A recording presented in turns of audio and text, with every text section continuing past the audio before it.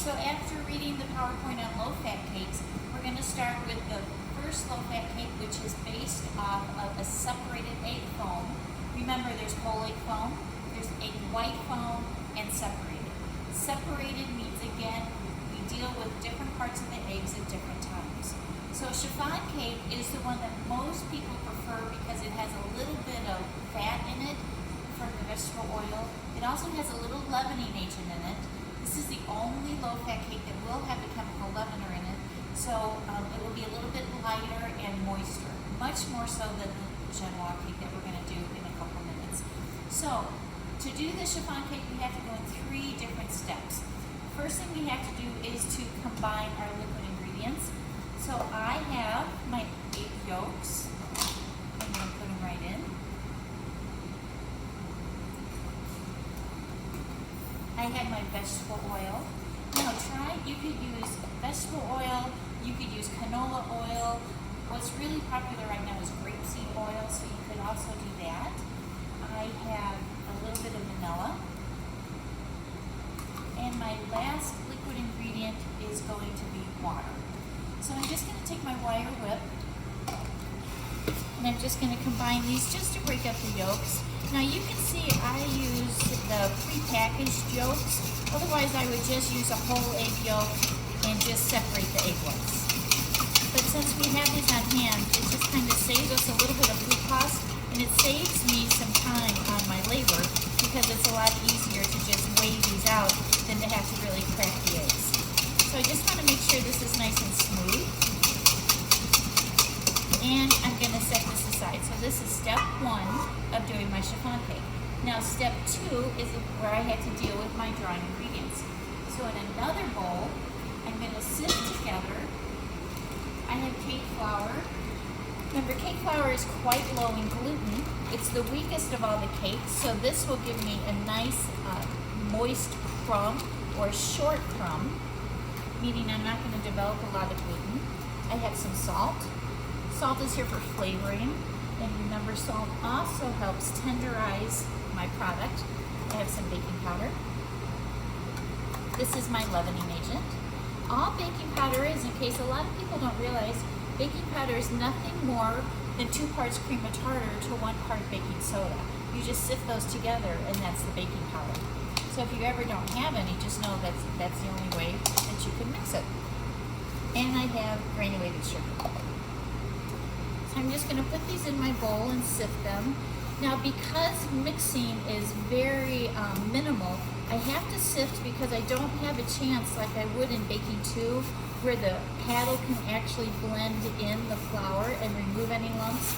Here I'm just going to actually mix in the dry until it's absorbed into my liquid. So that's why I need to use the weakest flour that I can. Now I use kosher salt. You could use iodine salt too. The one downside with kosher salt is that it sometimes doesn't go through the sifter. So after I get this in, all I'm going to do is just tap that right back in. Okay? So 2 steps are done in my chiffon cake. So again, what I've done is I have combined my wet, I've sifted my dry. Now what I have to do is to marry the 2 together. So I'm going to take my liquids, stir it into my dry. And I know that I'm using a wire whip, but again, I'm still being careful. And remember, I have baking powder in here to help leaven this. And my next leavener is going to be my aerator. So this is where I'm going to have to now deal with my egg whites. Since this is separated egg foam, remember the yolks go in at one time, the whites go in at another time. So if I see a couple of egg yolk lumps, I just want to break those up. How's it looking? Good? We're almost there. So I'm going to set this aside now. So my batter is 2/3 of the way done. So what I need to do now is whip my aerator. So I'm just going to tidy up my workstation for a second.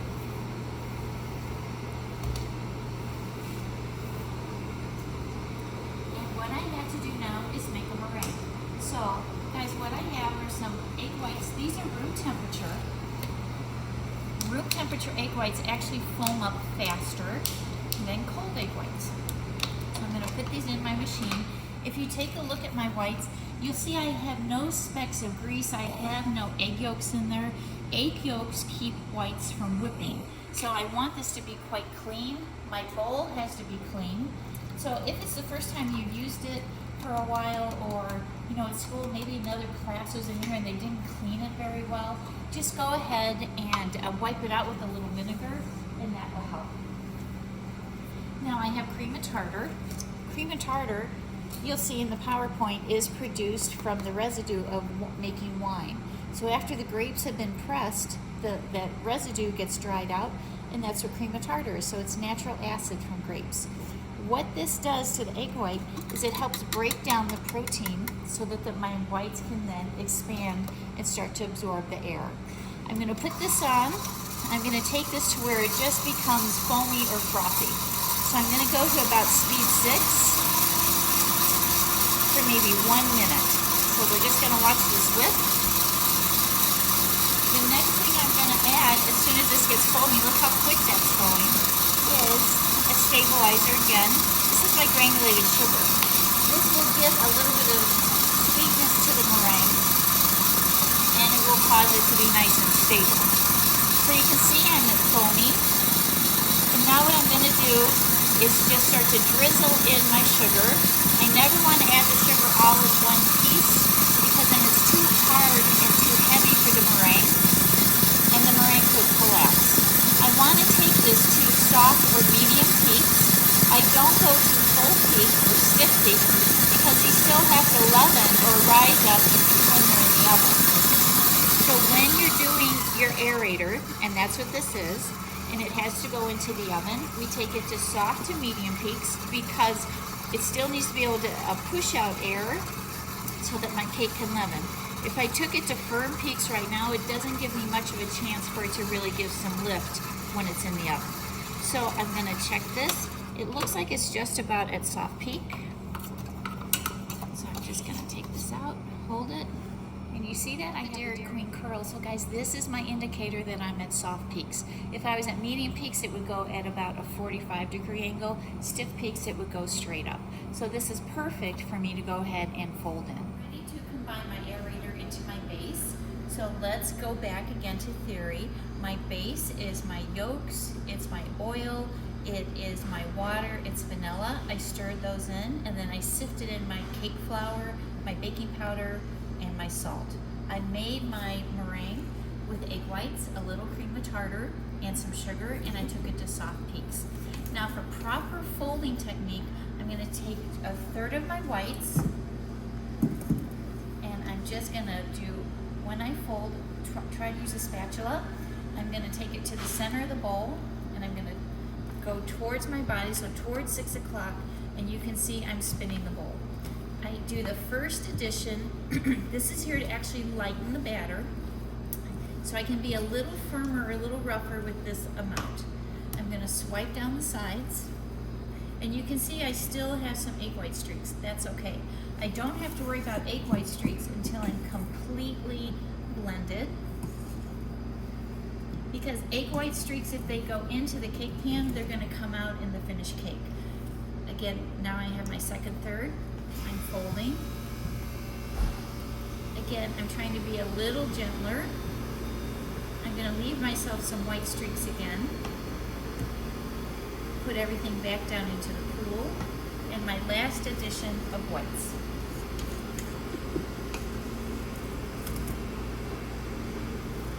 The meringue looks beautiful. Now if I didn't put sugar in here, the meringue isn't very stable, and it would actually start to fall almost right away. So that's why we go ahead and we put some sugar in here, because it does stabilize those egg whites. So I've got everything out. Now this is my third and final addition, so I need to make sure that I don't have any egg white streaks before I pour it into the cake pan. And again, you'll notice that my spatula is doing the same motion every time. It's the bowl that's moving. So center the bowl towards your body, and then just fold it back. So this looks pretty good. Let me swipe test. And now I'm going to go from 12 o'clock to 6 o'clock and just fold over, and I'm looking to make sure I don't see any color variance or any white streaks. If I see a big patch of yellow coming up, that means I didn't get all my batter. If I see some white streaks, that means my meringue still needs to be folded in. But this looks good. So now I'm ready to go ahead and put this in my cake pan. What I have to do for chiffon cake to prep my cake pan is I want to go ahead and grease just the bottoms. You never grease the sides because since this is a low-fat cake, it doesn't have a lot of gluten in it. So I need it to actually cling to the cake pans, and so it doesn't just start to sink down. So as it's growing, it's very much opposite of muffins that you learned in baking 1, where we didn't want it to cling and we wanted it to continue to rise. Here I need it to cling to the side of the cake pan, or it will collapse when it comes out.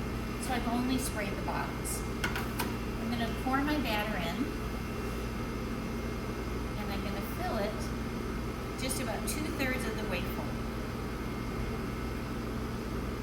So this looks like it's going to yield me 2 cake pans. These are 8-inch cake pans. Now because this is a low-fat cake, you'll remember from the PowerPoint that I need a hotter oven. So my oven is at 375. If you're doing this at home, your oven would be at about 400 degrees, but we have convection, so that's why I had to drop it a little bit.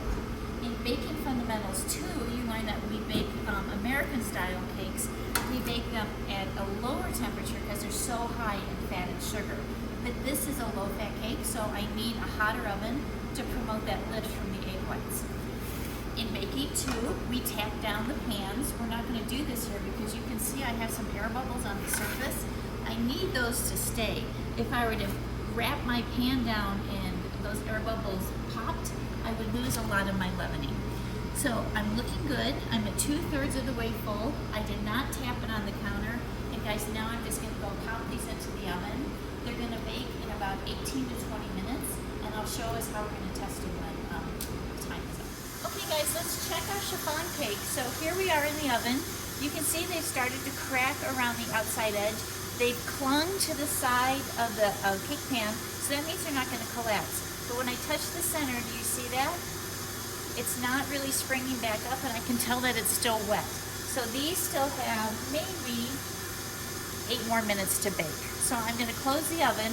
What I don't want to have to happen is if these cakes go into what's called thermal shock. That's where they're going from a hot oven to a temperature that's cooler, because that will cause the cake to fall. So you'll notice I tried to close the oven door as quickly as possible. I'm going to just set my mental timer. 6 minutes, I'll check it. It's probably going to need about 8 minutes. Okay, let's check this. It's been some time now. Now when you look at these cakes, look, we have a beautiful dome. Before, the center was a little bit on the flat side. You see when I tap this, my fingerprint isn't stained, but I always want to double check, so I'm going to do the toothpick method. And look, that came out clean. So I'm ready to pull these cakes. So what we want to do now, I'm sorry, I stepped right in front of the camera. What we want to do now is we have to fight gravity. So when these cakes come out, this is different than what we did in Baking Fundamentals 2. We want to make sure they don't collapse. Now in the perfect world, you would turn these over onto a wire cake rack. But when you're in the industry, they are hard to find, just like the top of a saucepan. You can never find a lid. So what we want to do is take a sheet of parchment paper. You can see I put a little granulated sugar on it. This granulated sugar is actually going to absorb the steam that's coming off of the cakes, and it'll keep them from getting gummy.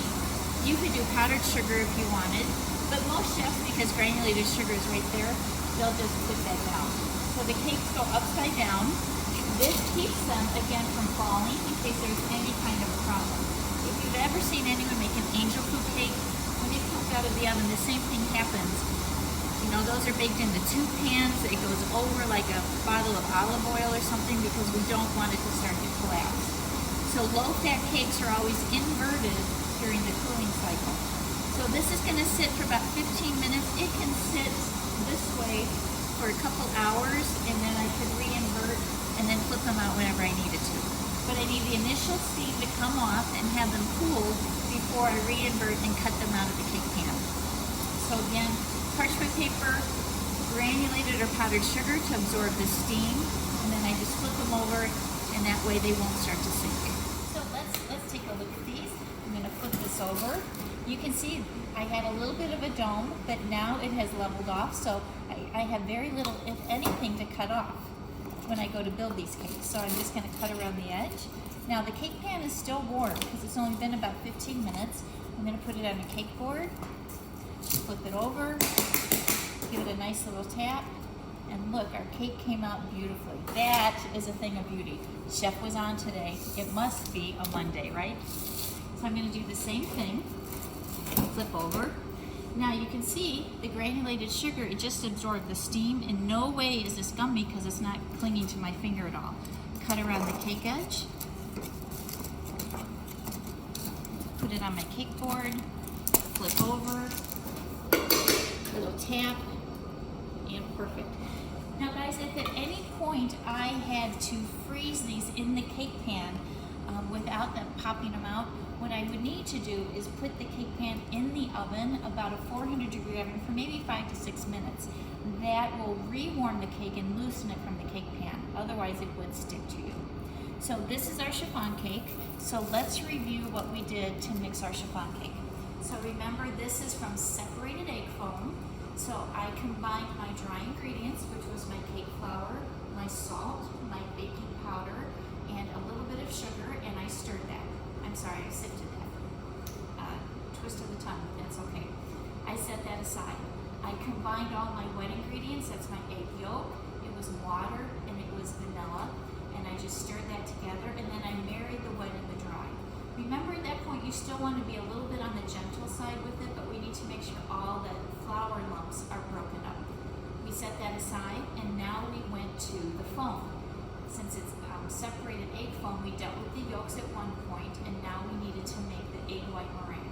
So I put my egg whites that had no yolks on it. My bowl was clean.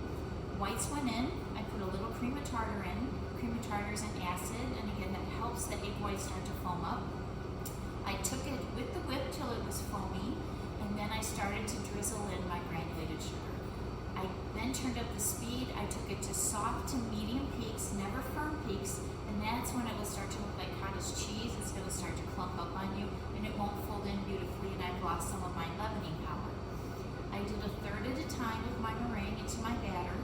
Once I didn't see any more white streaks, I did my swipe test. I prepped my cake pans. Remember, I just sprayed the bottom. I didn't do the sides. I went into a 375 convection oven. At home, or if you're at a facility that doesn't have convection, it would be about a 400 to 425-degree oven, and then I baked them. What we want to be careful of is that these cakes don't fall and get into that thermal shock where you're opening the oven, you're taking out other things, you're putting other things back in the oven. We want to try to keep the doors closed once these low-fat cakes go in. This baked for about 18 to 20 minutes. You saw me check it once, the top was level, and I touched it and it kind of bobbed back and forth. It didn't hold the touch. So I closed the oven quickly, and then I went ahead and I baked it another 6, I think it might have been a total of 8 minutes. And then I came back, it had a nice dome to it. I toothpicked very center, because if I underbake these low-fat cakes, they will collapse on me. Toothpick came out clean. I set my prep, which was my parchment paper with a little granulated sugar or powdered sugar. I inverted them over. Again, that's so that they won't fall. And then about 15 minutes later, I came back and I cut them out, and I have them on my cake board. Now, these could refrigerate for about 3 to 4 days. You know, in case my production schedule tells me I'm not ready to frost them yet, I could actually freeze them. If you freeze them, try not to freeze more than for about 6 weeks, because it is a low-fat cake. It doesn't have a lot of moisture to it, so they could dry out their freezer burn very easily. So we're going to do a whole production day where we make cakes. The next day we're going to make all of our buttercreams. So these we're going to end up wrapping and going into the freezer. Okay, so after about 3 days of class time, we're going to come back and we'll start to build and frost our cakes. So this one, chiffon.